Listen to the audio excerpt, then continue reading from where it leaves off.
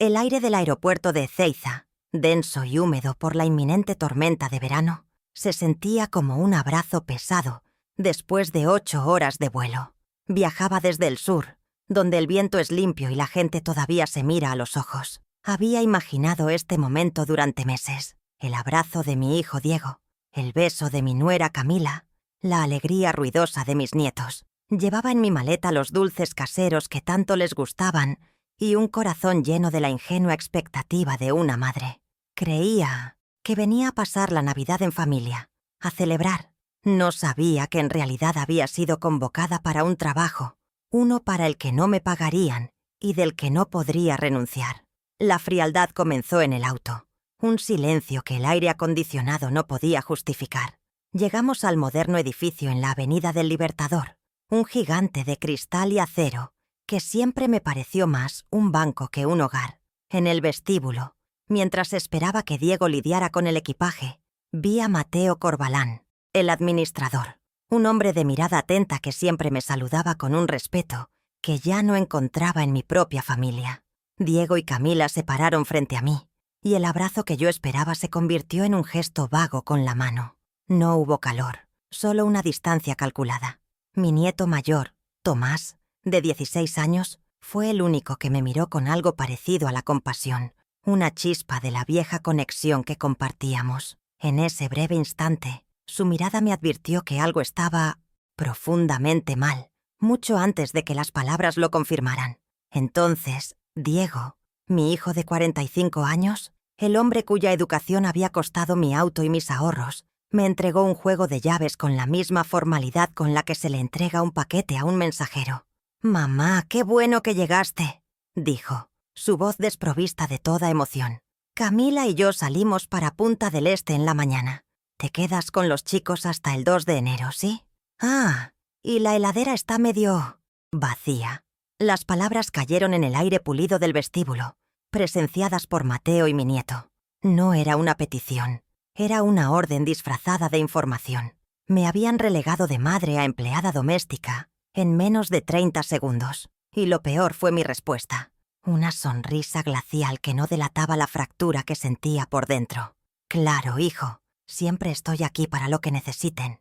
Mientras ellos subían en el ascensor, mi mirada se desvió hacia una pequeña mesa de caoba junto a la puerta. Sobre ella, junto a los pasajes de avión de la pareja, descansaba una carpeta de cuero oscuro, con el logo de una prestigiosa inmobiliaria, grabado en dorado.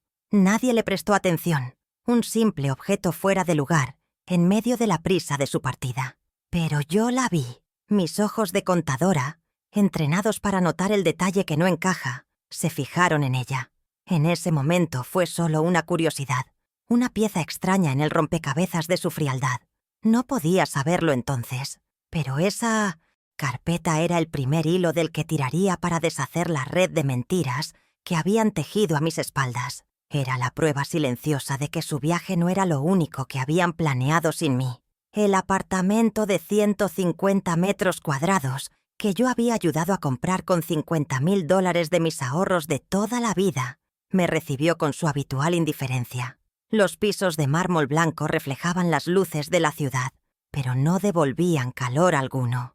Camila lo había decorado, siguiendo las últimas tendencias de una revista, todo en tonos de gris y metal, un espacio diseñado para impresionar a los extraños, no para acoger a la familia. Caminé por el living, mis pasos resonando en el silencio. Cada objeto costoso, cada mueble de diseño, era un recordatorio tangible de mis sacrificios. Era un museo de su éxito, un éxito construido sobre los cimientos que yo les había proporcionado y que ahora parecía no tener ningún valor. ¿Acaso pensaron que el dinero no tiene memoria?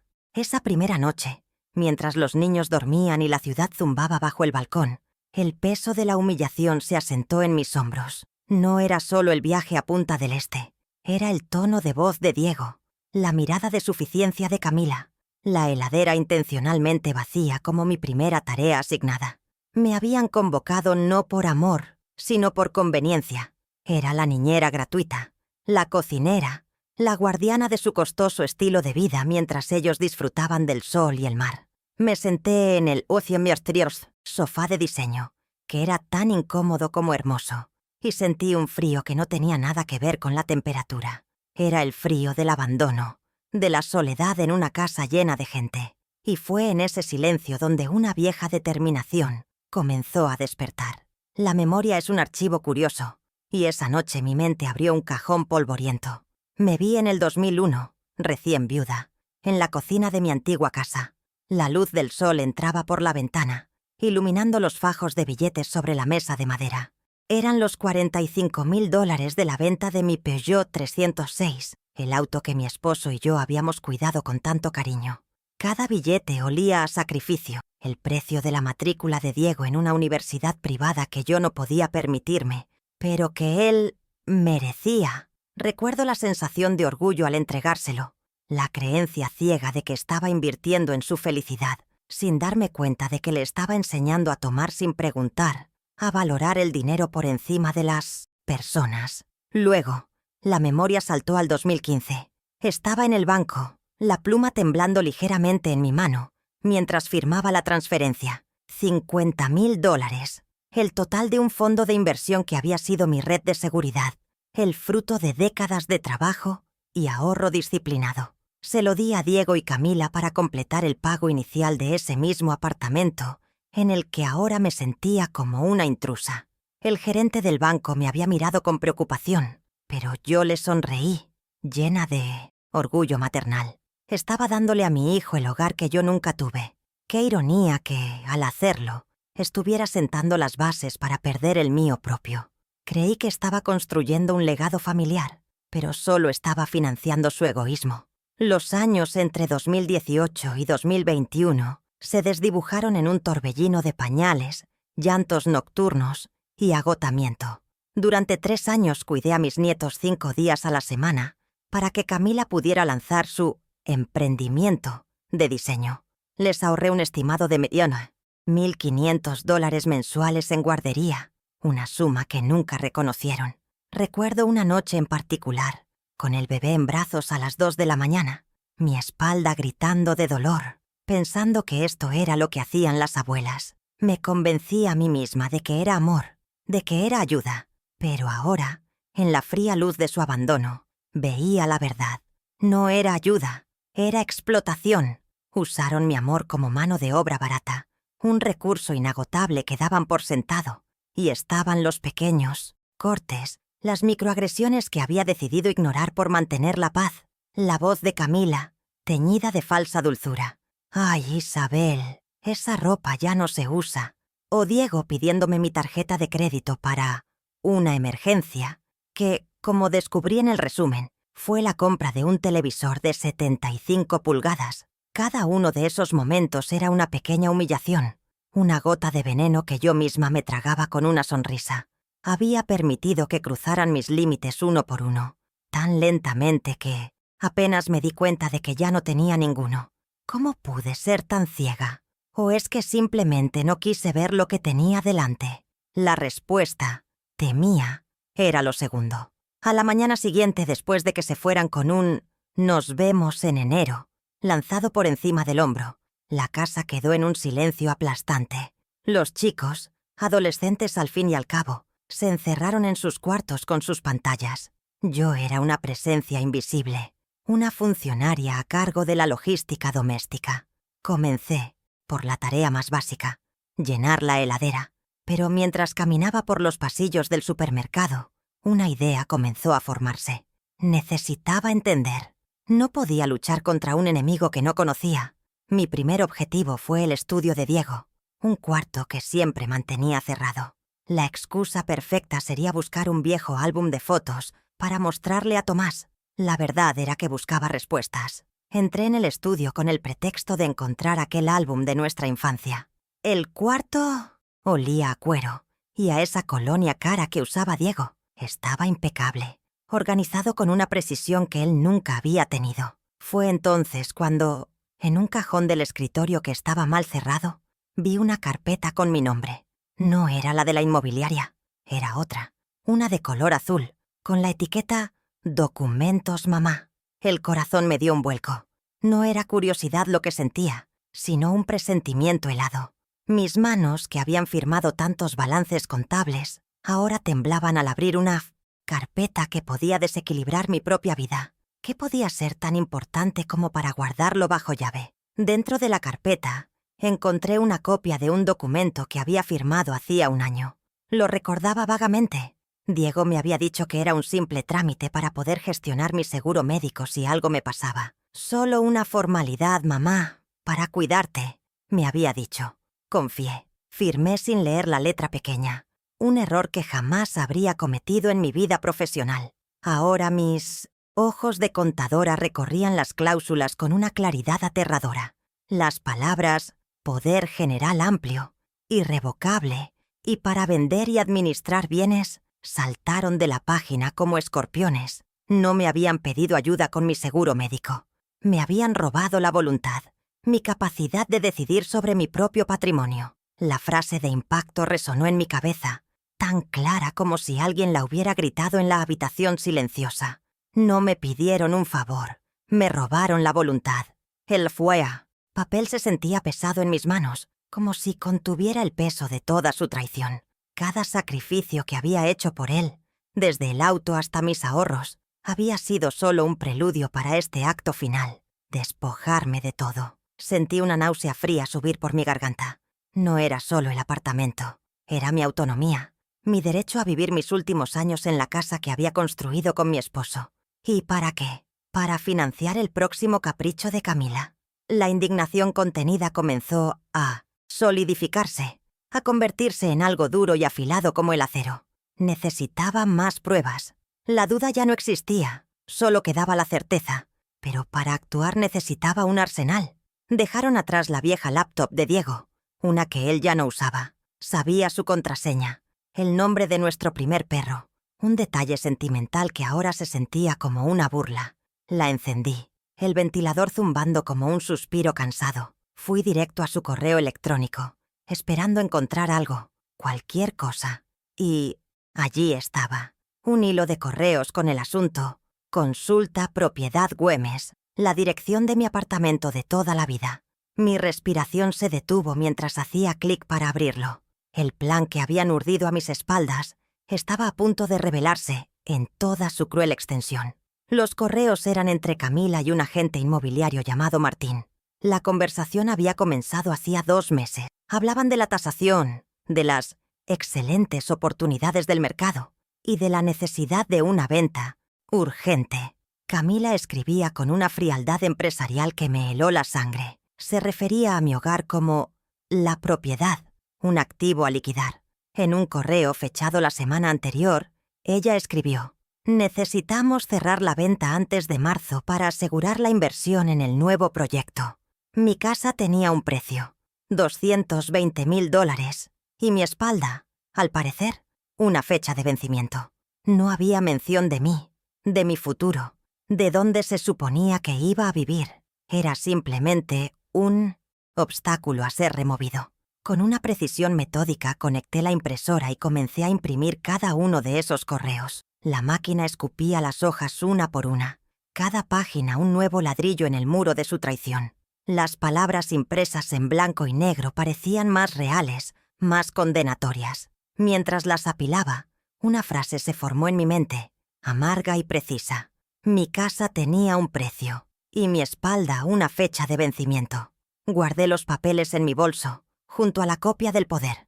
Ya tenía 2 piezas clave, 2 armas silenciosas, pero sabía que necesitaba algo más, algo que los vinculara directamente a un acto no solo inmoral, sino también tangiblemente perjudicial en el presente.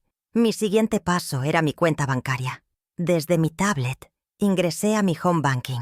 Mis dedos se movían con la familiaridad de años de manejar números. Fui directamente a los movimientos de la tarjeta de crédito, la extensión que le había dado a Diego para emergencias. La lista de gastos del último mes se desplegó en la pantalla. Una letanía de su lujo financiado con mi trabajo. Restaurantes caros, tiendas de ropa de marca y, al final de la lista, el cargo que lo confirmaba todo: $7,500 a una agencia de viajes de lujo, con destino a Punta del Este. La fecha de la compra era de hacía 3 semanas. Habían planeado su escapada y mi servidumbre con mi propio dinero. La lista de gastos era una bofetada. Cada nombre de tienda, cada monto exorbitante, era una prueba de su descaro. No era solo el viaje, eran meses de pequeños lujos, de cenas y compras que yo nunca habría aprobado. Estaban vaciando mi cuenta con la misma indiferencia con la que habían vaciado la heladera antes de mi llegada. La frase de impacto se clavó en mi corazón con la fuerza de una daga. Pagaban su lujo con mis años de trabajo. Tomé capturas de pantalla de cada movimiento. Las guardé en una carpeta segura en la tablet. Las pruebas se acumulaban. El poder, los correos, los extractos. Tenía el qué, el cómo y el por qué. Solo me faltaba una cosa, su propia confesión. Sabía que necesitaba que lo admitieran con sus propias palabras. Una confesión, incluso una obtenida bajo un pretexto, sería irrefutable. Esperé hasta la tarde, cuando sabía que estarían relajados en la playa. Busqué la aplicación de grabación de voz en mi celular, un aparato que Tomás me había enseñado a usar, y la activé antes de marcar el número de Diego. Mi corazón latía con fuerza, pero mi voz, cuando él respondió, era la de siempre, la de una madre preocupada. Le dije que había recibido una notificación extraña del seguro y que no la entendía. Era una mentira calculada, diseñada para llevarlo exactamente a donde yo quería.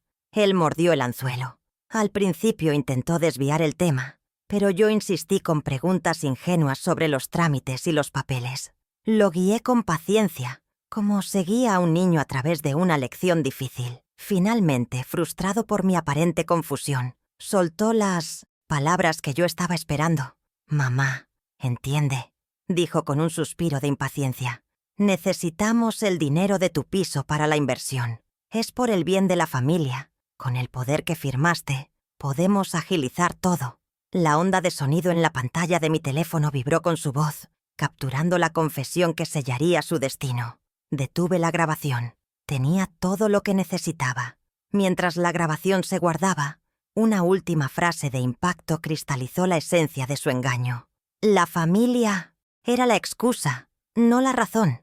Usaban esa palabra sagrada, familia, como un escudo para ocultar su codicia. Se habían convencido a sí mismos de que su bienestar era el bienestar de todos y que mis activos eran simplemente recursos a su disposición. Guardé el teléfono. El periodo de investigación había terminado. Ahora comenzaba la fase de la estrategia. La mujer sumisa que había llegado hacía 24 horas había desaparecido, reemplazada por la contadora que nunca se retiró del todo. Y esa contadora estaba a punto de hacer el balance final de cuentas de su vida. Mi primer movimiento fue una llamada. Eran las 9 de la mañana del 23 de diciembre. Mientras los chicos aún dormían, me encerré en el balcón con mi celular y una taza de té. Marqué un número que no había usado en años, pero que conocía de memoria. Del otro lado de la línea, la voz de Elena Vargas, mi antigua colega, y una de las abogadas de familia más astutas que conocí, sonó tan nítida como siempre. «Isabel, qué sorpresa», dijo. «Pensé que estabas de vacaciones». Le respondí con una calma que no sentía. «Elena, necesito una consulta. Urgente. Y necesito que sea por videollamada esta misma tarde». El silencio al otro lado me dijo que había entendido la gravedad en mi tono. A las 4 de la tarde, la cara de Elena apareció en la pantalla de mi tablet. Le conté todo, desde la llegada humillante hasta la grabación que acababa de hacer. Le mostré, a través de la cámara, la copia del poder y los correos, impresos. Ella escuchó sin interrumpir, su expresión pasando de la sorpresa a una indignación profesional y controlada. Cuando terminé, asintió lentamente. «Isabel, esto es grave, pero no es irreversible», dijo. «El poder es abusivo y tenemos pruebas de la mala fe. Vamos a trazar un plan de acción. La primera fase empieza ahora mismo y va a ser silenciosa y precisa. No deben sospechar nada hasta que sea demasiado tarde». Sus palabras fueron el ancla que necesitaba. El plan que Elena trazó era brillante en su simplicidad y en su audacia. Tenía 4 pasos, cada uno diseñado para desmantelar el poder de Diego y Camila pieza por pieza, culminando en un jaque mate público. El primer paso, que ya había cumplido, era reunir las pruebas. El segundo era cortar su acceso a mis finanzas. El tercero, y más importante, era revocar el poder notarial de manera oficial e irrefutable. El cuarto y último paso era la confrontación, pero en mis términos, en un escenario que yo controlaría por completo. «No habrá gritos, Isabel», me advirtió Elena. «Será una ejecución limpia, con documentos y testigos. La humillación será el resultado de sus propias acciones, no de tu ira». Al día siguiente, 24 de diciembre, mientras la ciudad se preparaba para la Nochebuena, yo me preparaba para la guerra. A las 11 de la mañana, salí con la excusa de comprar los ingredientes para la cena. Mi verdadero destino era la sucursal de mi banco. Me senté frente a un joven gerente que me miró con una mezcla de lástima y profesionalismo mientras le explicaba la situación. Solicité la cancelación inmediata de la tarjeta de crédito adicional de Diego Fuentes. Luego pedí una auditoría completa de los últimos 6 meses y que me entregaran todos los extractos impresos y sellados por el banco. El joven asintió. «Considérelo hecho, señora Fuentes», dijo. El primer muro de su fortaleza financiera acababa de caer. Al salir del banco, con el sobre lleno de extractos en mi bolso, sentí una pequeña victoria. Era un paso concreto, una acción que tenía consecuencias inmediatas para ellos, aunque aún no lo supieran.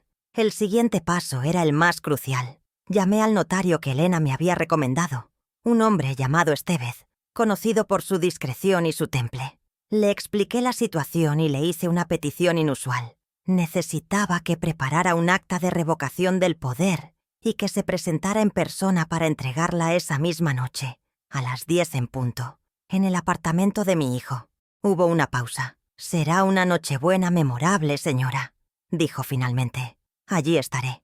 El último preparativo era asegurar un testigo imparcial, alguien cuya presencia le diera una capa extra de formalidad y vergüenza pública a la situación. Pensé en Mateo Corbalán, el administrador del edificio. Él había presenciado mi llegada, había visto la humillación en los ojos de Diego y la frialdad en los de Camila. Lo llamé a las 5 de la tarde. Apelé directamente a lo que había visto. «Mateo, usted fue testigo de cómo me recibieron», le dije. «Esta noche necesito que sea testigo de la entrega de un documento muy importante. Su presencia es fundamental para garantizar que todo se haga correctamente». Él no dudó. «Cuente conmigo, Isabel. A las 10 estaré en la puerta». El escenario estaba listo. Solo quedaba esperar la cena. La tarde transcurrió en una extraña calma. Preparé la cena de Nochebuena con el mismo cuidado de siempre, como si nada hubiera cambiado. Horneé el pavo, preparé la ensalada rusa, puse la mesa con la mejor vajilla. Mis nietos entraron y salieron de la cocina, robando aceitunas, ajenos a la tormenta que estaba a punto de desatarse. Para ellos, era solo otra Navidad. Para mí, era el día de la restitución. Cada plato que preparaba, cada copa que pulía, era parte de la coreografía. Estaba construyendo el escenario perfecto para su caída, un ambiente festivo y familiar que haría que la verdad fuera aún más devastadora. La calma antes de la tormenta nunca se había sentido tan electrizante. A las 9 de la noche los invitados comenzaron a llegar. Los padres de Camila, Ricardo y Marta, 2 personas tan superficiales como su hija, y 2 matrimonios amigos de ellos, el tipo de gente que mide el valor de una persona por la marca de su reloj. Me saludaron con la condescendencia reservada para el personal de servicio. Yo sonreí, les ofrecí una copa de vino y jugué mi papel a la perfección, la abuela adorable y un poco anticuada. No tenían idea de que la mujer que les servía los canapés estaba a punto de convertirse en la directora de un drama que protagonizarían muy a su pesar. La platea para mi acto final estaba completa. La cena comenzó con risas forzadas y conversaciones vacías sobre viajes y negocios. Camila, en la cabecera de la mesa, era la reina de la noche. En un momento dado, levantó su copa para un brindis. «Un brindis por la familia», exclamó, mirándome con una sonrisa que no le llegaba a los ojos. «Por la familia que se apoya incondicionalmente para cumplir sus sueños». Todos levantaron sus copas. Yo también levanté la mía, sosteniendo su mirada. El veneno en sus palabras era tan claro para mí como el vino en mi copa. Apoyarse, para ella, Significaba que los demás la sostuvieran mientras ella trepaba. Era el momento perfecto para empezar. Dejé mi copa en la mesa con un suave tintineo que silenció la conversación. Hablando de sueños y nuevos comienzos, dije con una voz serena que resonó en el comedor. ¿Qué tal va? ¿La venta de mi apartamento? El silencio fue instantáneo y absoluto. Se podía oír el zumbido del aire acondicionado. Diego balbuceó algo. Una negativa torpe y poco convincente. «Mamá, ¿de qué hablas? Nadie está vendiendo tu apartamento». Sus ojos buscaron desesperadamente los de Camila, pero ella estaba pálida, congelada en su asiento. Los invitados nos miraban, pasando de la confusión a un interés morboso. El primer acto de mi obra había comenzado. Con un movimiento lento y deliberado, abrí mi bolso y saqué la pila de correos electrónicos impresos. Los deslicé sobre la mesa de comedor. La primera prueba, como si estuviera repartiendo cartas en una partida de póker. Las hojas se esparcieron frente al plato de Camila. «Quizás este agente inmobiliario, un tal Martín, sepa algo más», dije, mi voz aún tranquila. «Parece que han tenido conversaciones muy detalladas sobre la tasación y la urgencia de la venta». La cara de Camila se descompuso. Vi el pánico en sus ojos mientras sus padres y amigos se inclinaban para intentar leer los encabezados. La primera grieta en su fachada perfecta acababa de aparecer. Diego, intentando recuperar el control, se puso a la defensiva. «Era una sorpresa», exclamó, su voz un poco demasiado alta. «Queríamos ayudarte a mudarte a algo más pequeño, más manejable para tu edad. Era para ayudarte». La mentira era tan burda que casi me dio lástima. Pero la lástima era un lujo que ya no podía permitirme. Sin decir una palabra, saqué el segundo sobre, pentos deos, mi bolso. Eran los extractos bancarios, sellados por el banco.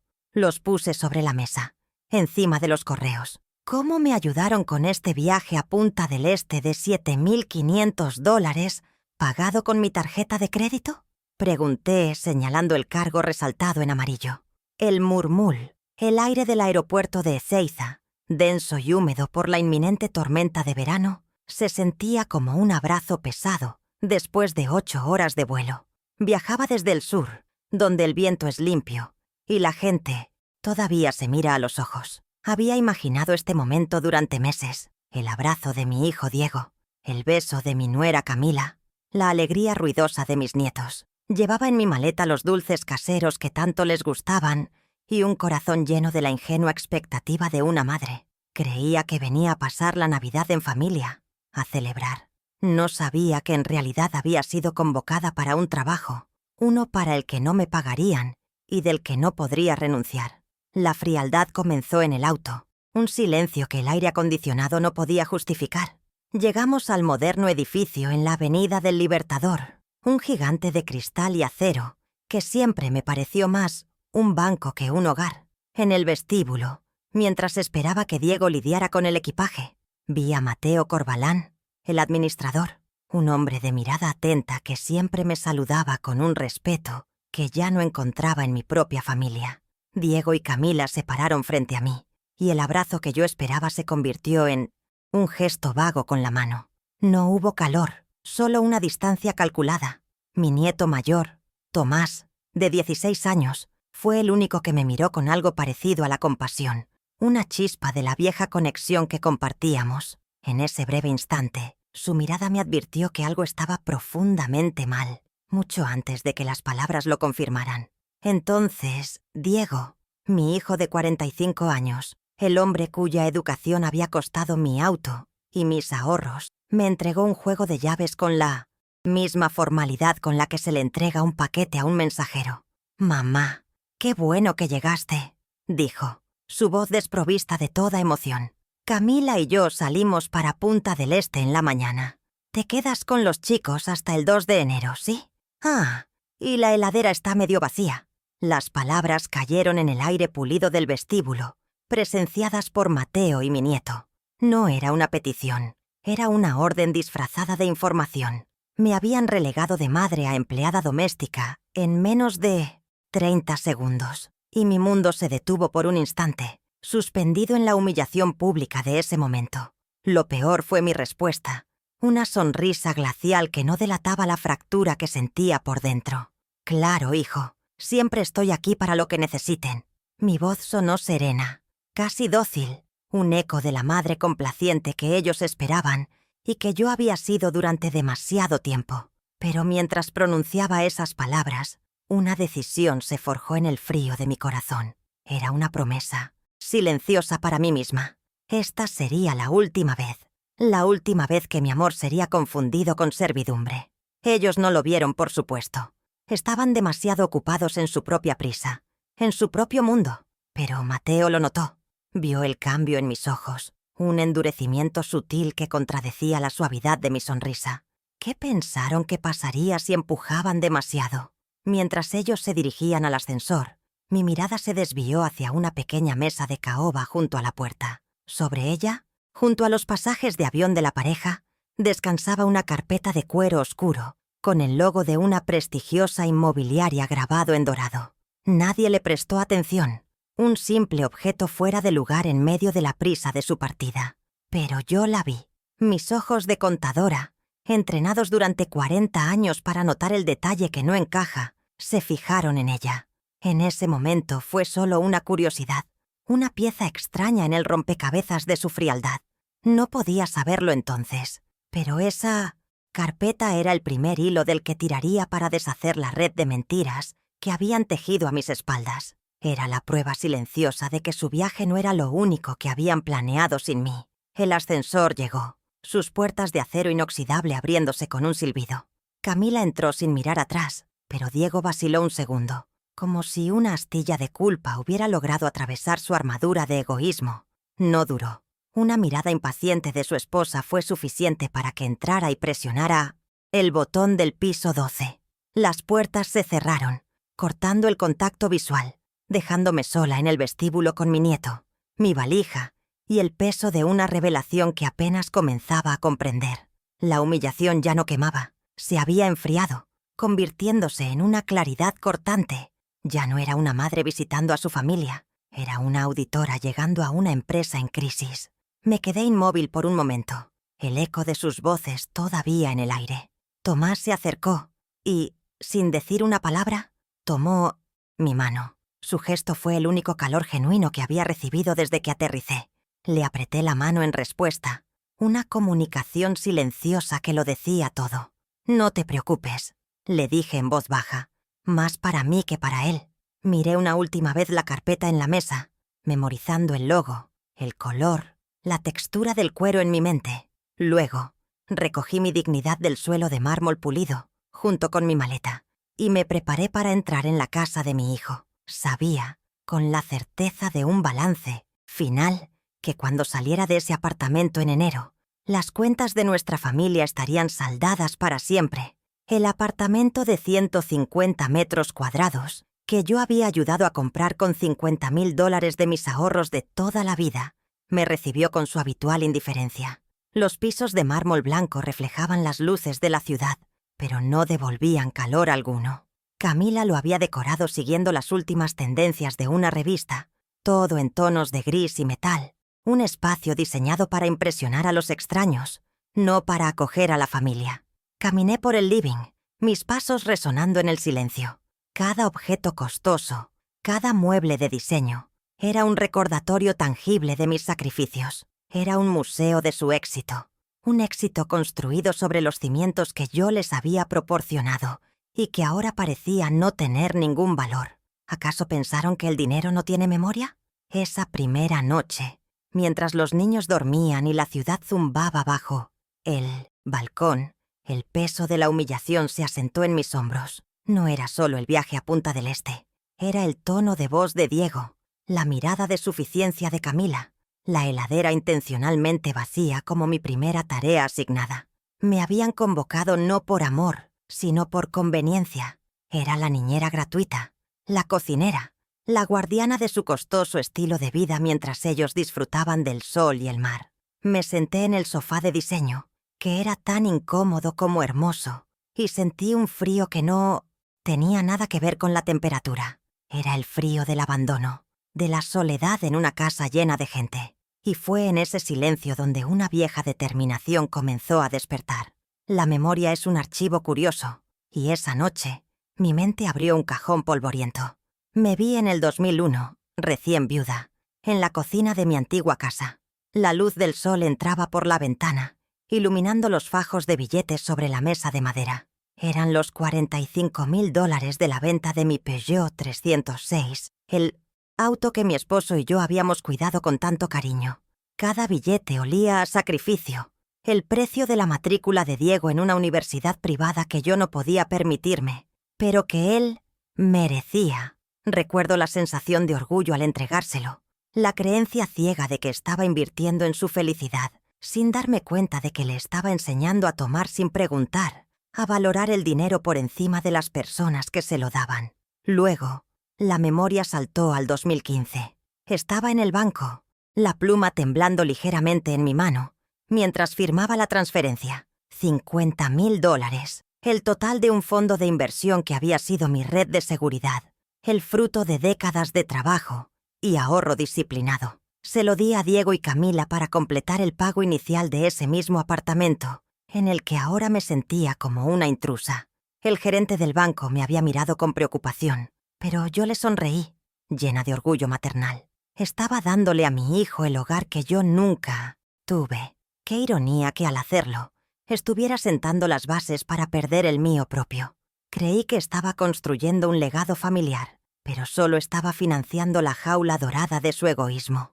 Los años entre 2018 y 2021 se desdibujaron en un torbellino de pañales, llantos nocturnos y agotamiento. Durante 3 años, cuidé a mis nietos 5 días a la semana para que Camila pudiera lanzar su emprendimiento de diseño. Les ahorré un estimado de $1.500 mensuales en guardería, una suma que nunca reconocieron. Recuerdo una noche en particular, con el bebé en brazos a las 2 de la mañana, mi espalda gritando de dolor, pensando que esto era lo que hacían las abuelas. Me convencí a mí misma de que era amor, de que era ayuda, pero ahora, en la fría luz de su abandono, veía la verdad. No era ayuda, era explotación. Usaron mi amor como mano de obra barata, un recurso inagotable que daban por sentado. Y estaban los pequeños cortes, las microagresiones que había decidido ignorar por mantener la paz. La voz de Camila teñida de falsa dulzura. «Ay, Isabel, esa ropa ya no se usa». O Diego pidiéndome mi tarjeta de crédito para una emergencia que, como descubrí en el resumen, fue la compra de un televisor de 75 pulgadas. Cada uno de esos momentos era una pequeña humillación, una gota de veneno que yo misma me tragaba con una sonrisa. Había permitido que cruzaran mis límites uno por uno, tan lentamente que apenas me di cuenta de que ya no tenía ninguno. ¿Cómo pude ser tan ciega? ¿O es que simplemente no quise ver lo que tenía delante? La respuesta, temía, era lo segundo. A la mañana siguiente, después de que se fueran con un «nos vemos en enero», lanzado por encima del hombro, la casa quedó en un silencio aplastante. Los chicos, adolescentes al fin y al cabo, se encerraron en sus cuartos con sus pantallas. Yo era una presencia invisible, una funcionaria a cargo de la logística doméstica. Comencé por la tarea más básica, llenar la heladera. Pero mientras caminaba por los pasillos del supermercado, una idea comenzó a formarse. Necesitaba entender. No podía luchar contra un enemigo que no conocía. Mi primer objetivo fue el estudio de Diego, un cuarto que siempre mantenía cerrado. La excusa perfecta sería buscar un viejo álbum de fotos para mostrarle a Tomás. La verdad era que buscaba respuestas. Entré en el estudio con el pretexto de encontrar aquel álbum de nuestra infancia. El cuarto olía a cuero y a esa colonia cara que usaba Diego. Estaba impecable, organizado con una precisión que él nunca había tenido. Fue entonces cuando, en un cajón del escritorio que estaba mal cerrado, vi una carpeta con mi nombre. No era la de la inmobiliaria, era otra, una de color azul, con la etiqueta «Documentos Mamá». El corazón me dio un vuelco. No era curiosidad lo que sentía, sino un presentimiento helado. Mis manos, que habían firmado tantos balances contables, ahora temblaban al abrir una carpeta que podía desequilibrar mi propia vida. ¿Qué podía ser tan importante como para guardarlo bajo llave y aún así dejarlo tan descuidadamente al alcance. Dentro de la carpeta, encontré una copia de un documento que había firmado hacía un año. Lo recordaba vagamente.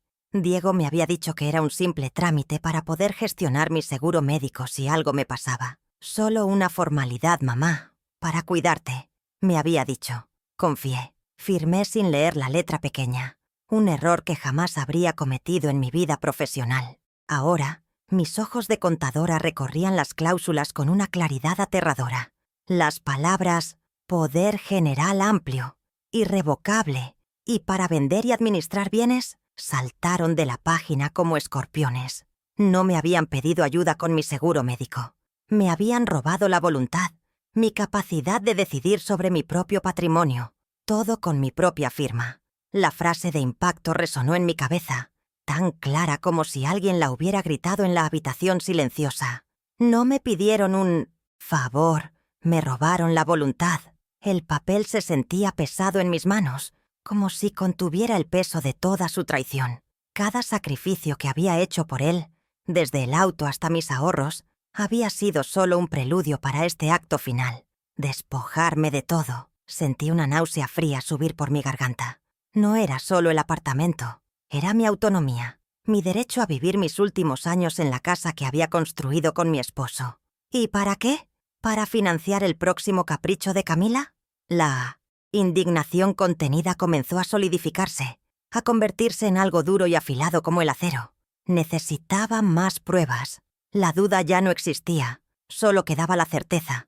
Pero para actuar necesitaba un arsenal. Dejaron atrás la vieja laptop de Diego, una que él ya no usaba. Sabía su contraseña, el nombre de nuestro primer perro, un detalle sentimental que ahora se sentía como una burla. La encendí, el ventilador zumbando como un suspiro cansado. Fui directo a su correo electrónico, esperando encontrar algo, cualquier cosa. Y allí estaba, un hilo de correos con el asunto: consulta propiedad Güemes, la dirección de mi apartamento de toda la vida. Mi respiración se detuvo mientras hacía clic para abrirlo. El plan que habían urdido a mis espaldas estaba a punto de revelarse en toda su cruel extensión. Los correos eran entre Camila y un agente inmobiliario llamado Martín.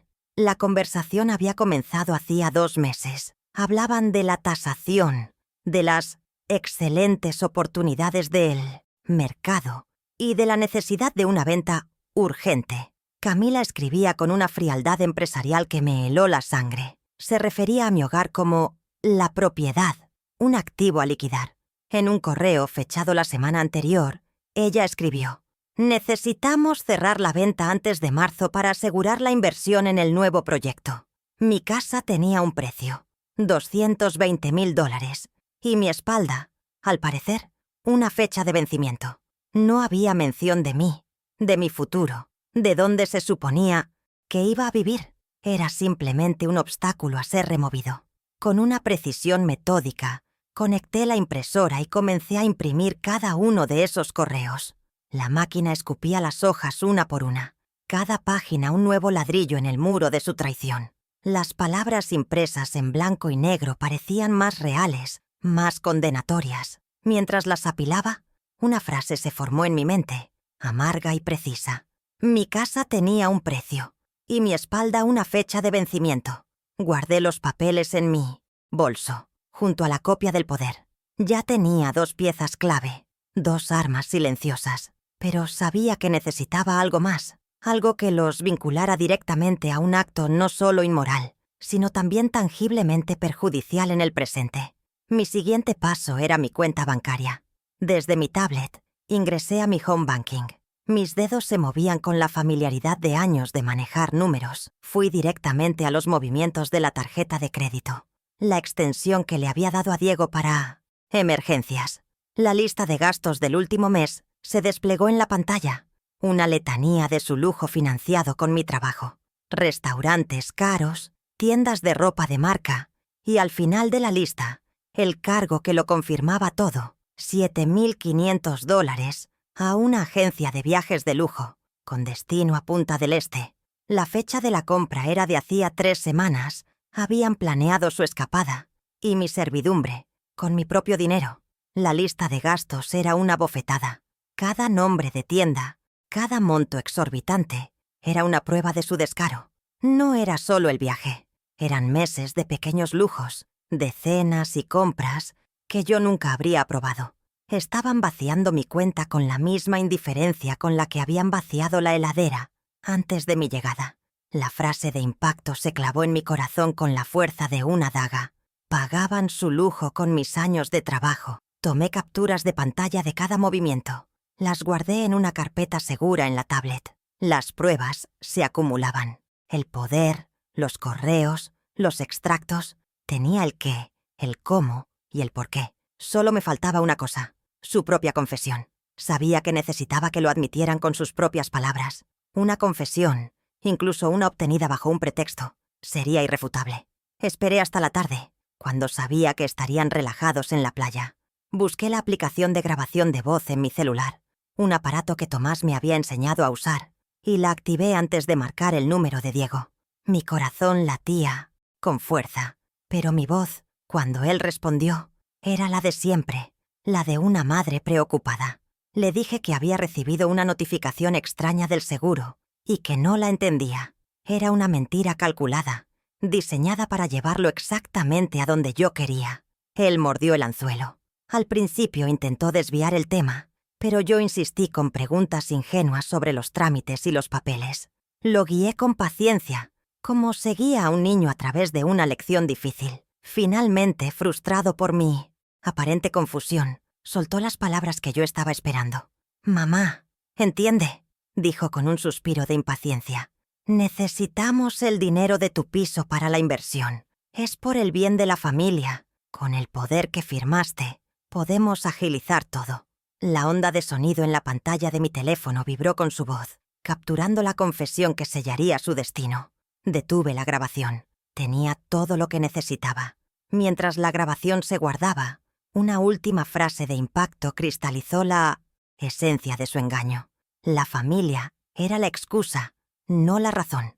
Usaban esa palabra sagrada, familia, como un escudo para ocultar su codicia. Se habían convencido a sí mismos de que su bienestar era el bienestar de todos y que mis activos eran simplemente recursos a su disposición. Guardé el teléfono. El periodo de investigación había terminado. Ahora comenzaba la fase de la estrategia. La mujer sumisa que había llegado hacía 24 horas había desaparecido, reemplazada por la contadora, que nunca se retiró del todo. Y esa contadora estaba a punto de hacer el balance final de cuentas de su vida. Mi primer movimiento fue una llamada. Eran las 9 de la mañana del 23 de diciembre. Mientras los chicos aún dormían, me encerré en el balcón con mi celular y una taza de té. Marqué un número que no había usado en años, pero que conocía de memoria.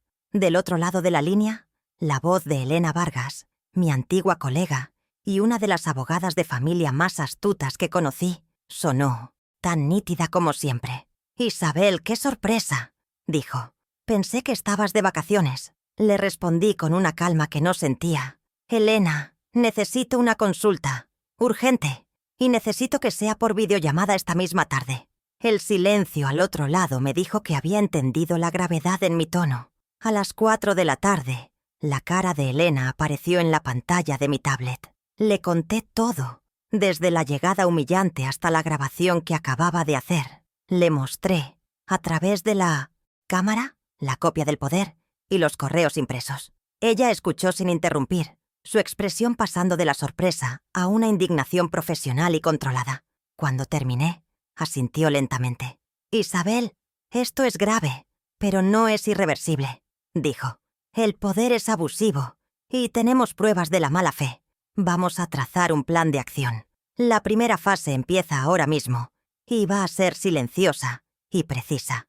No deben sospechar nada hasta que sea demasiado tarde». Sus palabras fueron el ancla que necesitaba.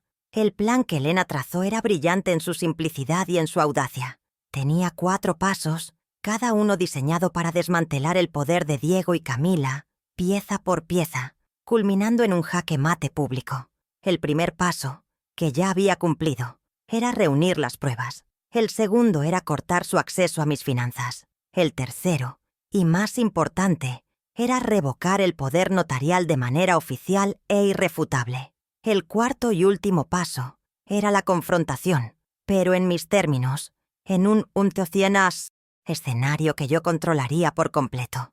«No habrá gritos, Isabel», me advirtió Elena. «Será una ejecución limpia, con documentos y testigos. La humillación será el resultado de sus propias acciones, no de tu ira». Al día siguiente, 24 de diciembre, mientras la ciudad se preparaba para la Nochebuena, yo me preparaba para la guerra. A las 11 de la mañana, salí con la excusa de comprar los ingredientes que faltaban para la cena. Mi verdadero destino era la sucursal de mi banco, en la 1200 Avenida Santa Fe, un edificio imponente con puertas de bronce que siempre me había parecido una fortaleza. Caminé por las calles adornadas con luces navideñas, un contraste grotesco con la frialdad de mi misión. Cada villancico que sonaba en las tiendas era una burla a la paz familiar que se suponía debía celebrar. No sentía alegría, solo una determinación helada, la calma de una estratega antes de la batalla decisiva. Mi bolso no llevaba regalos, llevaba municiones. Me senté frente a un joven, gerente llamado Ramiro, cuya placa con su nombre brillaba bajo las luces de la oficina. Me miró con una mezcla de lástima y profesionalismo, mientras le explicaba la situación, con una precisión que no dejaba lugar a dudas. No apelé a la emoción, solo a los hechos. Solicité la cancelación inmediata de la tarjeta de crédito adicional, a nombre de Diego Fuentes. Luego, pedí una auditoría completa de los últimos 6 meses y que me entregaran todos los extractos impresos y sellados por el banco. Él, joven, asintió, su expresión endureciéndose al comprender la magnitud del abuso. «Considérelo hecho, señora Fuentes», dijo, su voz firme. «Nadie volverá a usar esa tarjeta». El primer muro de su fortaleza financiera acababa de caer, y ellos ni siquiera lo sabían. Al salir del banco con el sobre grueso y sellado lleno de extractos en mi bolso, sentí una pequeña pero intensa victoria. Era un paso concreto, una acción que tenía consecuencias inmediatas para ellos, aunque aún no lo supieran. Imaginé el momento en que intentarían pagar una cena cara o un capricho en Punta del Este y la tarjeta fuera rechazada. La humillación silenciosa y pública que tanto merecían. Ese pensamiento me dio fuerzas para el siguiente paso, el más crucial de todos. Ya no se trataba solo de dinero, se trataba de poder. Debía despojarlos del arma que ellos mismos habían creado para despojarme a mí. Mi teléfono vibró en mi mano, recordándome la llamada que estaba a punto de hacer, la que cambiaría el curso de todo. Llamé al notario que Elena me había recomendado, un hombre llamado Estevez, conocido en los círculos legales por su discreción y su temple de acero. Su oficina estaba en un edificio antiguo de la calle Corrientes, pero nuestra comunicación fue puramente telefónica. Le expliqué la situación con la misma claridad que al gerente del banco. Mi petición era inusual, casi teatral, y lo sabía. Necesitaba que preparara un acta de revocación del poder general amplio e irrevocable que le había otorgado a mi hijo. Y lo más importante, necesitaba que se presentara en persona para entregar la notificación esa misma noche, a las 10 en punto, en medio de la cena de Nochebuena. Hubo una pausa en la línea, un silencio que pareció durar una eternidad. «Será una Nochebuena memorable, señora», dijo finalmente el notario Estevez, y pude percibir una nota de admiración en su voz grave. «Considero un deber profesional y personal asegurar que se haga justicia. Prepararé el documento con carácter de urgencia. A las 10 en punto. Mi asociado y yo estaremos en la dirección que me indicó». Colgué el teléfono con una sensación de finalidad. El mecanismo legal estaba en marcha. Una maquinaria precisa e imparable que se dirigía directamente hacia el corazón de su arrogancia. No habría escapatoria. La ley, que ellos habían torcido para su beneficio, ahora se convertiría en mi espada. El siguiente paso era asegurar que su caída tuviera el público que merecía. El último preparativo era asegurar un testigo imparcial, alguien cuya presencia le diera una capa extra de formalidad y vergüenza pública a la situación, alguien que no pudiera ser desestimado como parte del drama familiar. Inmediatamente pensé en Mateo Corbalán, el administrador del edificio. Él había presenciado mi llegada, había visto la humillación en mi rostro y la frialdad calculadora en los de Diego y Camila. Él era el testigo perfecto porque representaba la normalidad, el mundo exterior que ellos tanto se esforzaban por impresionar. Su presencia convertiría una disputa familiar en un acto formal y documentado ante la comunidad en la que vivían. La reputación era su divisa, y yo estaba a punto de devaluarla por completo. Lo llamé a las 5 de la tarde, justo cuando terminaba su turno. No tuve que dar muchos detalles. Apelé directamente a lo que había visto, a la verdad que ambos compartíamos sin haberla verbalizado. «Mateo, usted fue testigo de cómo me recibieron», le dije con voz firme pero respetuosa. «Esta noche, a las 10, se entregará un documento legal muy importante en el apartamento de mi hijo. Necesito que usted sea testigo de esa entrega para garantizar que todo se haga correctamente y sin ambigüedades». No dudó ni un segundo. «Cuente conmigo, Isabel. Lo que vi no fue correcto. A las 10 estaré en la puerta del 12B. El escenario estaba listo. Todos los actores tenían su papel. Solo quedaba esperar la cena. La tarde transcurrió en una extraña y tensa calma. Me moví por la cocina con una eficiencia automática, preparando la cena de Nochebuena con el mismo cuidado de siempre, como si nada hubiera cambiado. Horneé el pavo hasta que la piel estuvo dorada y crujiente. Preparé la ensalada rusa siguiendo la receta de mi madre. Puse la mesa con la mejor vajilla y las copas de cristal que solo usaban en ocasiones especiales. Mis nietos entraron y salieron de la cocina, robando aceitunas, ajenos a la tormenta que estaba a punto de desatarse. Para ellos era solo otra Navidad. Para mí era el día de la restitución. Cada plato que preparaba, cada copa que pulía, era parte de la coreografía. Estaba construyendo el escenario perfecto para su caída. Un ambiente festivo y familiar haría que la verdad, cuando emergiera, fuera aún más brutal y devastadora. La calma antes de la tormenta nunca se había sentido tan electrizante. El olor a pino del árbol de Navidad se mezclaba con el aroma del pavo asado, creando una atmósfera de normalidad que era la mentira más grande de todas. Miré el reloj de la pared de la cocina. Las 8:30. Los invitados no tardarían en llegar. Repasé el plan en mi mente una última vez. Las pruebas en mi bolso, el notario en camino, el testigo alertado. No había margen de error.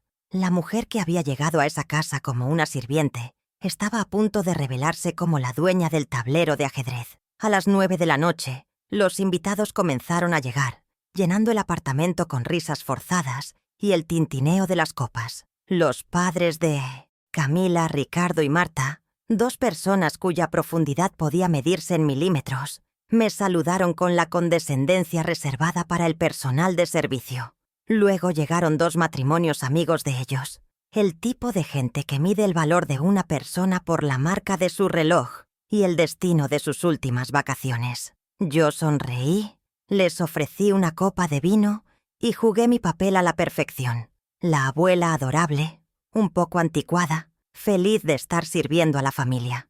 No tenían idea de que la mujer que les rellenaba la copa estaba a punto de dirigir un drama que protagonizarían muy a su pesar. La platea para mi acto final estaba completa, y cada uno de ellos era un juez en el tribunal de la opinión pública que yo misma había convocado. Observé a Camila moverse entre sus invitados, radiante en un vestido de seda caro, la anfitriona perfecta. Diego estaba a su lado, riendo un poco más alto de lo necesario, siempre buscando la aprobación de su esposa y de los demás. Parecían la pareja ideal, la encarnación del éxito. Pero yo veía las grietas bajo el barniz, la inseguridad de él, la codicia de ella. Estaban tan absortos en su actuación que no vieron la mía. Creían que yo era parte del decorado, un mueble antiguo y familiar. Pronto descubrirían que los cimientos de la casa estaban a punto de temblar. La cena comenzó con conversaciones vacías sobre negocios, viajes a Europa y la dificultad de conseguir buenos colegios para los niños. Yo servía la comida en silencio, observando, esperando el momento preciso.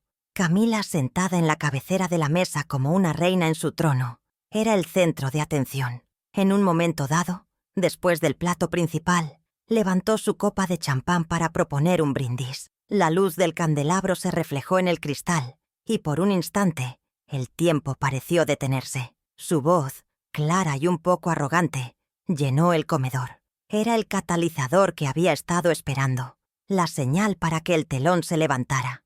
«Un brindis por la familia», exclamó, mirándome directamente con una sonrisa que no le llegaba a los ojos. Una sonrisa llena de suficiencia y secreto. «Y por los nuevos comienzos, por la familia que se apoya incondicionalmente para cumplir sus sueños, sin importar los sacrificios». Todos los invitados levantaron sus copas, repitiendo «¡Por la familia!».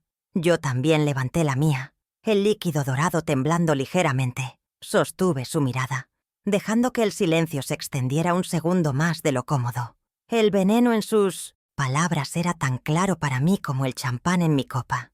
Apoyarse, para ella, significaba que los demás la sostuvieran mientras ella trepaba.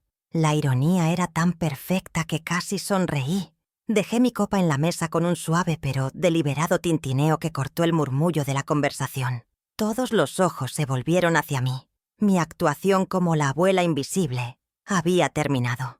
Hablando de sueños, sacrificios y nuevos comienzos, dije con una voz serena pero cargada de autoridad. Una voz que no habían escuchado en años. La voz de la contadora, la que no perdonaba un solo centavo fuera de lugar. Miré directamente a Camila y luego a Diego, quien de repente parecía muy incómodo. «¿Qué tal va la venta de mi apartamento?». El silencio que siguió fue instantáneo, absoluto y pesado como una lápida. El primer acto de mi obra acababa de comenzar. El murmullo de los invitados se detuvo por completo. El padre de Camila, Ricardo, un hombre acostumbrado a dominar cualquier conversación, se quedó con la boca entreabierta, su mirada fija en los números resaltados en el extracto bancario. Pude ver el cálculo en sus ojos, la rápida devaluación de su yerno. La ayuda, para gente como ellos, era un concepto abstracto que se aplicaba a los demás, no un costo tangible que manchara la reputación familiar. Diego, por su parte, estaba pálido, su rostro una máscara de sudor frío bajo las luces del comedor. Había perdido el control del relato, y en su mundo, donde la apariencia lo es todo, eso era el equivalente a una sentencia de muerte social. La sorpresa que había planeado para mí se había convertido en su propia emboscada pública. Intentando recuperar el terreno perdido, Diego se puso de pie de un salto, haciendo que su silla raspara ruidosamente contra el piso de mármol. Su voz, cuando finalmente salió, era un grito desesperado, agudo y tembloroso. «Pero lo hiciste por nosotros, por la familia», exclamó, extendiendo un brazo en un gesto teatral que no convenció a nadie. «Todo lo que hacemos, todo lo que construimos, es para el futuro de los chicos. Tú misma nos enseñaste a pensar en grande». La palabra familia salió de su boca como un último escudo, una justificación gastada para una codicia que ya era innegable. Los invitados se encogieron en sus asientos, avergonzados no por él, sino por ser testigos de una exhibición tan patética de su desesperación. Lo miré, no con ira, sino con una lástima fría y distante. Dejé que su eco se apagara en el silencio antes de responder. «No, Diego», dije, mi voz tan baja y cortante como el filo de un bisturí. «Yo lo hice por ti, por el hijo que creí haber criado, pero tú lo hiciste por ella». Mis ojos se movieron lentamente hacia Camila, que se había quedado congelada, una estatua de seda y pánico. Clavé la estaca final en la dinámica de su matrimonio. Apoyar no es lo mismo que despojar, querida. El golpe fue directo y certero. Vi cómo la duda se instalaba en la mirada de Ricardo hacia su propia hija. Ya no era una disputa entre suegra y yerno. Ahora era un problema de carácter, un defecto en el producto que él había criado. Diego, acorralado y sin argumentos, recurrió a la única verdad que creía tener. «Tú nos diste permiso», gritó, su voz rompiéndose. «Tú firmaste el poder. Es legal». Fue el error que estaba esperando. El momento en que su arrogancia le entregó la última pieza del rompecabezas. Con la misma calma con la que había servido el pavo, saqué de mi bolso mi teléfono celular y un pequeño altavoz Bluetooth que Tomás me había regalado. Lo encendí con un suave clic y lo coloqué en el centro de la mesa. El pequeño aparato, inofensivo en apariencia, se convirtió en el objeto más amenazante de la habitación. Todos los ojos se fijaron en él, conteniendo la respiración. ¿Qué más podía tener esa mujer silenciosa en su arsenal? Presioné reproducir. La voz de mi hijo, distorsionada ligeramente por la grabación pero inconfundiblemente suya, llenó el comedor. No era la voz de un hombre desesperado, sino la de alguien impaciente, condescendiente. «Mamá, entiende», resonó su voz en el altavoz. Cada palabra una gota de veneno. «Necesitamos el dinero de tu piso para la inversión. Es por el bien de la familia. Con el poder que firmaste, podemos agilizar todo».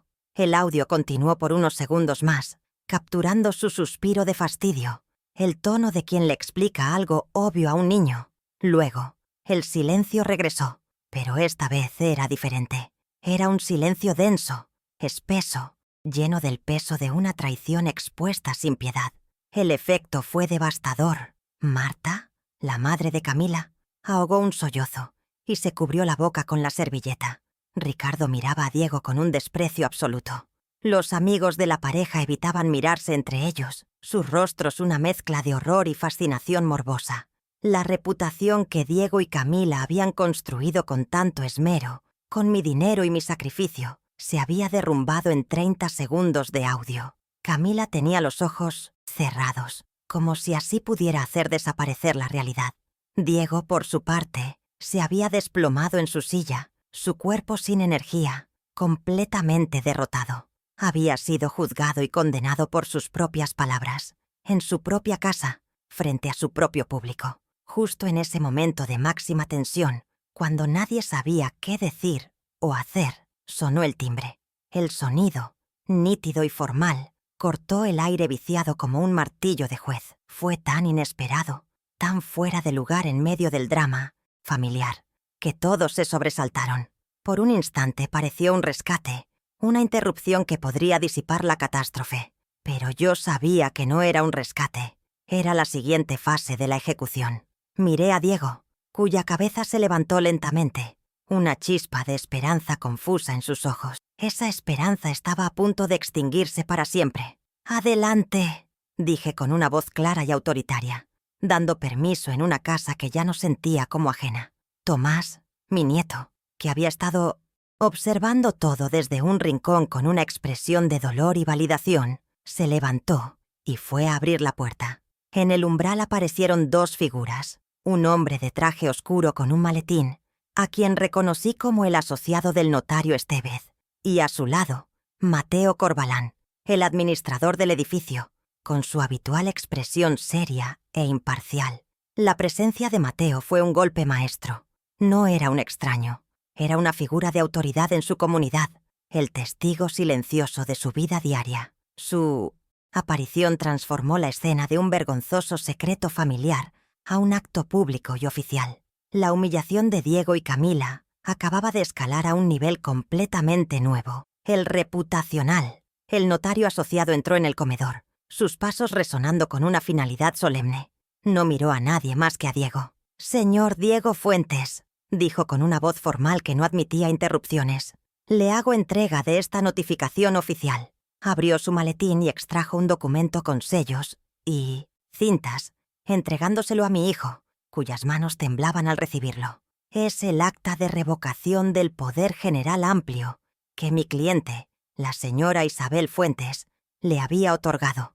A partir de este instante, queda usted legalmente despojado de toda autoridad para actuar en su nombre. Me puse de pie y añadí, para que todos lo escucharan: cualquier intento de usar ese poder a partir de ahora será considerado un fraude. Mi victoria no era solo moral, ahora era legal e irrefutable. Pero aún quedaban dos últimos ajustes de cuentas. Con la atención de todos todavía fija en mí, saqué las llaves de mi propio apartamento del bolso y las puse sobre la mesa.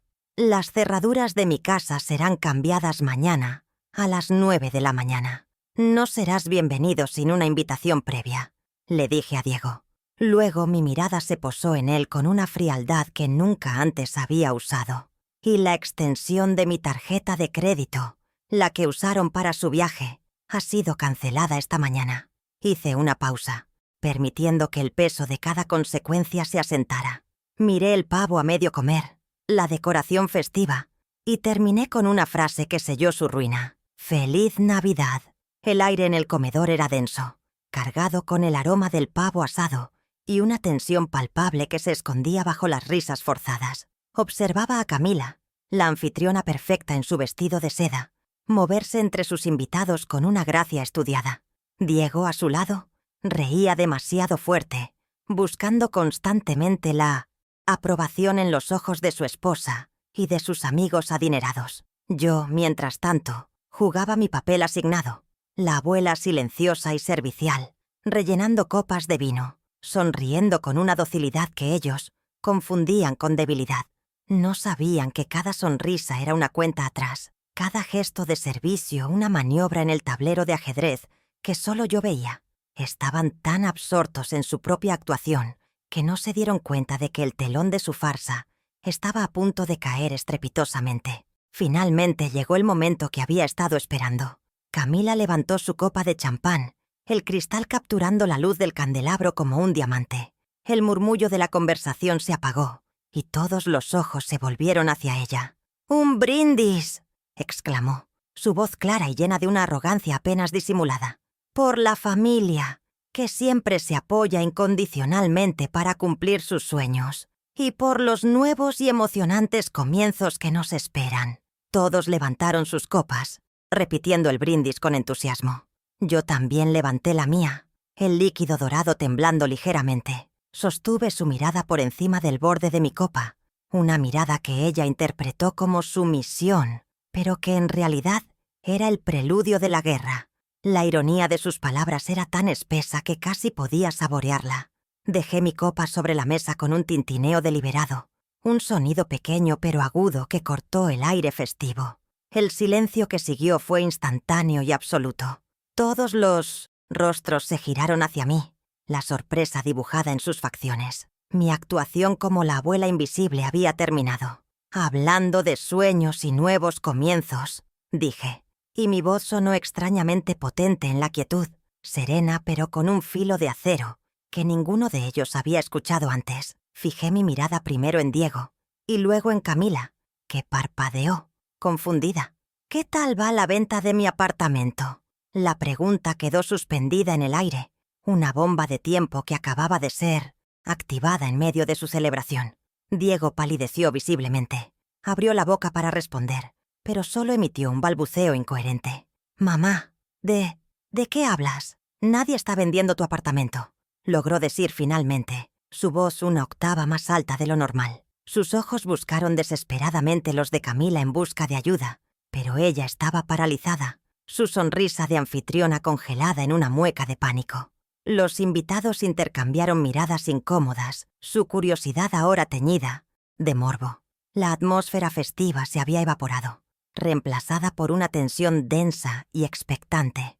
Dejé que el silencio se prolongara, permitiendo que la torpeza de su mentira resonara en la habitación, haciéndola más evidente y patética para todos los presentes. Con un movimiento lento y metódico, que contrastaba con el pánico creciente en sus rostros, abrí mi bolso.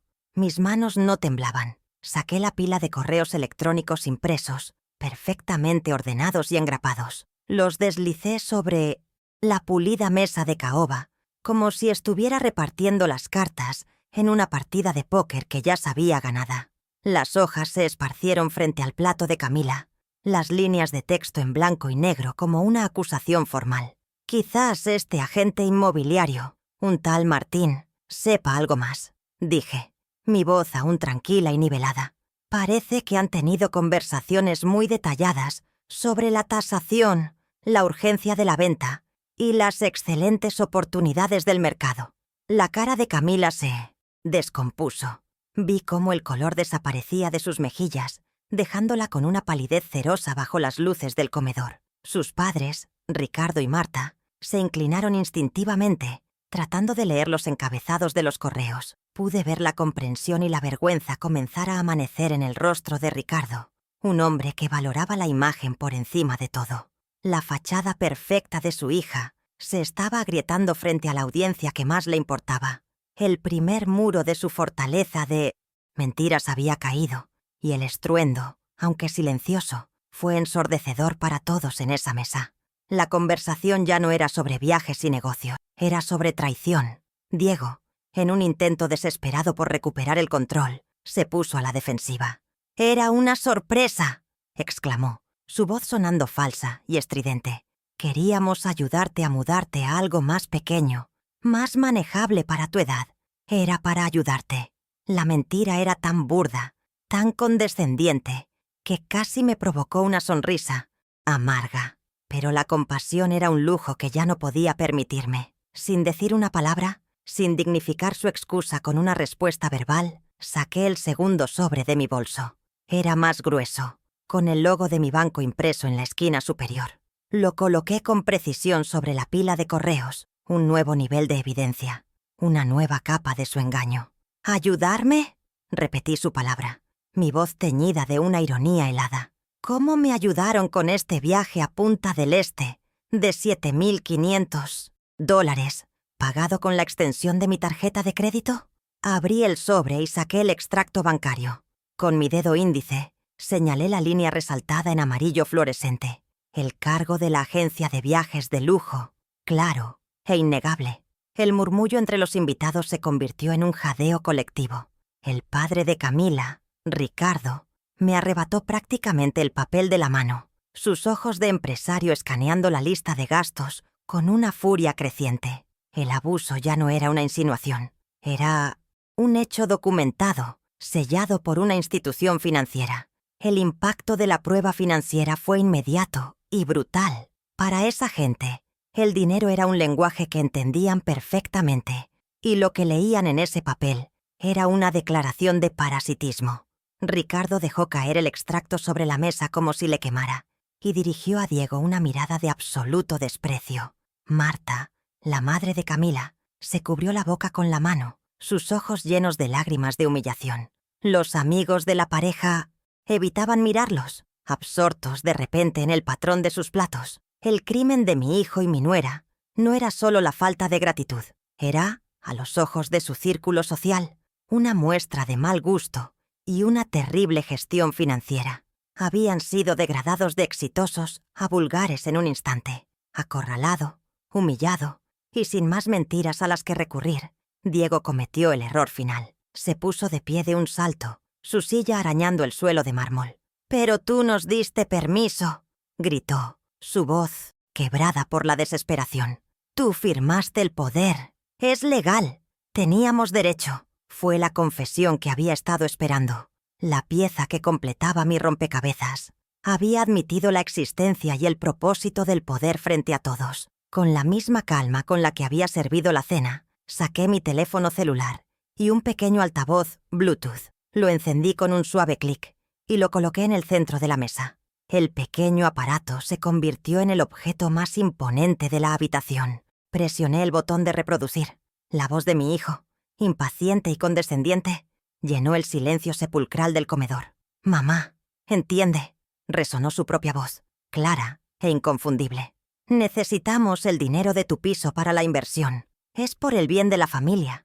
Con el poder que firmaste, podemos agilizar todo». El audio continuó, capturando su suspiro de fastidio, el tono de alguien que le explica algo obvio a una persona senil. Cuando la grabación terminó, el silencio que regresó era diferente. Era un silencio pesado, espeso, cargado con el peso de una traición expuesta en su forma más pura y cruel. Ya no había lugar para la duda ni para las excusas. El efecto fue devastador. Marta sollozó abiertamente. Ricardo miraba a Diego como si fuera un insecto. Los invitados parecían desear que la tierra se los tragara. La reputación que Diego y Camila habían construido con tanto esmero, financiada con mis ahorros y mi sacrificio, se había desintegrado en 30 segundos de audio. Diego se desplomó en su silla, un hombre roto, condenado por sus propias palabras. Camila tenía los ojos cerrados con fuerza, como si, al no ver la escena, pudiera negar su existencia. Justo en ese momento de máxima tensión, cuando la humillación había alcanzado su punto álgido, sonó el timbre, un sonido nítido y formal que cortó el aire viciado como el martillo de un juez. Nadie se movió. La sorpresa los había paralizado. Todos, excepto yo. Sabía exactamente quién estaba en la puerta. No era un rescate. Era la sentencia. «Tomás, cariño, ¿puedes abrir, por favor?», le pedí a mi nieto, que había observado todo desde un rincón, con una mezcla de dolor y alivio en sus ojos. Se levantó y caminó hacia la puerta. En el umbral aparecieron 2 hombres, uno con un traje oscuro y un maletín, y a su lado, Mateo Corbalán, el administrador del edificio, con su expresión seria e imparcial. La presencia de Mateo fue el golpe de gracia. Su aparición transformó una disputa familiar en un acto público y oficial, presenciado por una autoridad de su propia comunidad. La vergüenza acababa de escalar a un nivel institucional. El hombre del maletín, el asociado del notario Esteves, entró en el comedor con pasos solemnes. Se dirigió directamente a Diego, ignorando a todos los demás. «Señor Diego Fuentes», dijo con una voz formal que no admitía réplica, «le hago entrega de esta notificación oficial». Abrió su maletín y extrajo un documento con sellos y cintas, entregándoselo a mi hijo, cuyas manos temblaban tanto que apenas podía sostenerlo. «Es el acta de revocación del poder general amplio que mi cliente, la señora Isabel Fuentes, le había otorgado. A partir de este instante, queda usted legalmente despojado de toda autoridad para actuar en su nombre o en representación de sus bienes». Me puse de pie, sintiendo que recuperaba mi estatura completa por primera vez en años. Mi voz, cuando hablé, fue clara y resonó con una finalidad inquebrantable. «Para que quede claro para todos los presentes», dije mirando a los invitados uno por uno, «cualquier intento de usar ese poder a partir de ahora será considerado un fraude». Luego mi mirada se posó en Diego. Saqué de mi bolso las llaves de mi propio apartamento y las dejé caer sobre la mesa. «Las cerraduras de mi casa serán cambiadas mañana a las 9 de la mañana. Ya no tienes una copia que funcione». La primera consecuencia, la patrimonial, estaba ejecutada. Había recuperado mi hogar. Finalmente les di el golpe final, el que sentirían en su vida diaria, en su estilo de vida inflado. Saqué mi teléfono una última vez, pero no para reproducir un audio, sino para mostrarles una notificación del banco. «Y la extensión de mi tarjeta de crédito, Diego, la que usaron para financiar sus lujos», dije, girando la pantalla hacia él para que viera el mensaje de confirmación. «Ha sido cancelada esta mañana». La segunda consecuencia, la financiera, era inmediata. Se habían quedado sin su cajero automático. Miré la mesa, el pavo a medio comer, las copas de champán abandonadas, el escenario de su ruina. Me di la vuelta para irme, deteniéndome solo un instante en la puerta del comedor. «Feliz Navidad». Cuando di la espalda y salí de aquel comedor, no hubo gritos ni portazos, solo un silencio denso, como el que precede a la demolición de un edificio. Los invitados, atrapados en la vergüenza ajena, comenzaron a irse con excusas torpes y miradas huidizas, abandonando a sus anfitriones en medio de las ruinas de su reputación. Yo no me quedé a presenciarlo. Caminé hacia el cuarto de huéspedes, cerré la puerta, y por primera vez en 48 horas, respiré profundamente. No sentí euforia, sino una calma helada, la satisfacción limpia de una ecuación matemática finalmente resuelta. Había entrado a esa casa como una empleada y la había abandonado como la dueña del tablero. Esa noche, en territorio enemigo, dormí el sueño de los justos. A la mañana siguiente, 25 de diciembre, mientras la ciudad dormía la resaca de la fiesta, yo estaba de pie y lista. A las 9 en punto, tal como lo había coordinado, sonó el timbre. Era el cerrajero, un hombre joven y eficiente que no hizo preguntas. El sonido del taladro al remover la vieja cerradura fue música para mis oídos. Cada vuelta del metal era el desmantelamiento de su acceso no autorizado a mi vida. La instalación de la nueva cerradura digital, con su teclado numérico y su suave pitido de confirmación, fue un acto simbólico de soberanía. Al teclear mi nueva clave de 6 dígitos, una fecha significativa solo para mí, sentí que no solo aseguraba una puerta de madera, sino que redefinía los límites de mi existencia. Mi hogar volvía a ser mío, impenetrable. La comunicación con Diego comenzó esa misma tarde, a través de una ráfaga de mensajes de texto, cargados de un pánico que ya no me afectaba. Primero vino la manipulación. «Mamá, no puedes hacernos esto. Somos tu familia. Cuando no respondí, llegó la agresión de Camila, usando el teléfono. De él. «Te arrepentirás de esta humillación, vieja loca». Mi respuesta fue única, serena y final, enviada a ambos. A partir de ahora, toda comunicación necesaria será exclusivamente por correo electrónico, para que quede registro. No responderé llamadas ni mensajes de texto. Establecí un cortafuegos, no por ira, sino por estrategia. Las emociones son volátiles, las palabras escritas son pruebas permanentes, y yo había aprendido el valor de tenerlas. Fiel a mi palabra, esa noche redacté un correo electrónico. No era una carta de una madre herida, sino un memorando de una directora de finanzas, estableciendo nuevos términos y condiciones. El asunto era simple: nuevos protocolos de comunicación y relación. El cuerpo del texto era igualmente directo, dividido en 3 puntos numerados. 1. Las visitas a mi domicilio en la calle Güemes requerirán una invitación formal por escrito con un mínimo de 48 horas de antelación. 2. Queda permanentemente suspendido cualquier tipo de apoyo financiero, directo o indirecto. 3. Las conversaciones relativas a los nietos se limitarán a su bienestar y logística. Presioné enviar y sentí el clic del mouse, como el golpe de un martillo de juez. El viejo contrato familiar, basado en el abuso y la obligación, había sido anulado.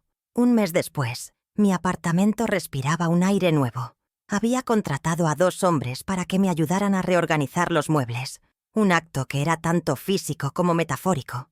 El pesado sofá de roble, que siempre había bloqueado la luz de la ventana, fue movido, y de repente, el sol de la tarde inundaba el salón, revelando motas de polvo que bailaban en el aire como pequeñas promesas de libertad. Convertí el antiguo cuarto de costura en una pequeña oficina, desempolvando mis viejos libros de contabilidad. El olor a papel y tinta era el perfume de mi renacimiento. Mi hogar ya no era un santuario de recuerdos de lo que fue, sino un laboratorio para construir lo que sería. Estaba reclamando cada uno de mis 80 metros cuadrados. Mi nueva rutina comenzó a tomar forma. 2 veces por semana me sentaba en mi nuevo escritorio y trabajaba en los balances de 2 pequeños negocios del barrio, un café y una librería. No lo hacía por el dinero, aunque era bienvenido, sino por el ejercicio mental, por la disciplina de hacer que las columnas de débitos y créditos cuadraran a la perfección. Era la prueba tangible de que mi mente, la misma que ellos habían intentado etiquetar como senil, seguía siendo mi activo más valioso. Diseñé una tarjeta de presentación simple pero elegante. Isabel Fuentes, asesoría contable, claridad y precisión. Era mi nueva identidad, una que no dependía de ser la madre o la abuela de nadie, sino de mi propia y probada competencia profesional. La relación más importante que se reconstruyó fue la que tengo con Tomás. Apareció en mi puerta una semana después de aquella Nochebuena, solo, con una caja de mis bombones de licor favoritos en la mano. No hablamos de esa noche. No era necesario. Su presencia era una disculpa silenciosa y una declaración de lealtad. Instauramos un ritual. Todos los miércoles por la tarde, él viene a casa. Jugamos una partida de ajedrez, un juego de estrategia y consecuencias que ahora ambos entendíamos a un nivel más profundo. Luego, él me ayuda con alguna duda tecnológica y yo le cuento alguna historia de su abuelo. Es un intercambio justo, un puente entre su mundo y el mío, construido sobre el respeto mutuo. Durante una de esas tardes, mientras me enseñaba a usar un nuevo programa de facturación en la computadora, me preguntó de repente, sin levantar la vista de la pantalla: «Abuela, ¿cómo supiste con tanta certeza que estaban mintiendo?» Detuve el movimiento de mi reina en el tablero de ajedrez y lo miré. «Porque los números nunca mienten, Tomás», le respondí con calma. «Las personas pueden torcer las palabras, inventar excusas, disfrazar la codicia de amor, pero los números tienen una integridad brutal, y sus cuentas, las financieras y las morales, simplemente no cerraban. Había un déficit demasiado grande entre lo que decían y lo que hacían. Yo solo me limité a auditar la realidad. Un día, en el pasillo de los lácteos del supermercado, me crucé con Diego. Fue un encuentro fugaz, de apenas unos segundos. Nos vimos al mismo tiempo. Él desvió la mirada primero, con un movimiento rápido, casi avergonzado, y empujó su carrito hacia otro pasillo. Lo vi de espaldas y me pareció que sus hombros estaban más encorvados, que se había encogido. El traje caro que llevaba parecía colgarle, como si perteneciera a un hombre más grande, más seguro de sí mismo. No sentí satisfacción ni rencor, solo una constatación melancólica. La balanza del poder se había reequilibrado, y el peso de sus propias decisiones era ahora una carga que debía llevar solo. De Camila no he sabido nada directamente. El silencio de su lado del frente ha sido total. Sin embargo, las noticias viajan por los sinuosos caminos de los lazos familiares. Me llegó el rumor, a través de una prima lejana, de que su emprendimiento de diseño se había estancado, falto de la inyección de capital de $220,000 que esperaba obtener de la venta de mi casa. Su círculo social, los mismos que fueron testigos de su humillación en primera fila, ahora la mantiene a una distancia prudente. Las reputaciones, especialmente en esos círculos donde la apariencia lo es todo, son como castillos de naipes. Se necesita mucho esfuerzo para construirlos, pero basta un solo soplo de verdad para que todo se derrumbe. Ahora, cada mañana, salgo a mi balcón a regar los geranios. La ciudad de Buenos Aires se extiende a mis pies, un monstruo de concreto y ruido que ya no me intimida. Miro las macetas, las flores rojas abriéndose al sol con una resiliencia tranquila. Pienso en el costo de la lección que impartí y que aprendí. Perdí la cómoda ilusión de una familia perfecta, una mentira que me había contado a mí misma durante años. Pero a cambio, me recuperé a mí misma. La paz que siento no es la ausencia de problemas, sino la presencia de límites claros. No destruí a mi familia, simplemente encendí la luz en una habitación que había estado a oscuras durante demasiado tiempo, obligando a todos a ver lo que realmente había allí. Mientras el agua de la regadera se filtra en la tierra, nutriendo las raíces, entiendo algo fundamental. Cuidar de algo, ya sea una planta o una relación, no significa ahogarlo en atenciones o permitir que crezca sin control. Significa darle exactamente lo que necesita para prosperar: luz, espacio y podas ocasionales para eliminar lo que está muerto. El amor de una madre es infinito, pero su dignidad tiene un límite, y yo encontré el mío.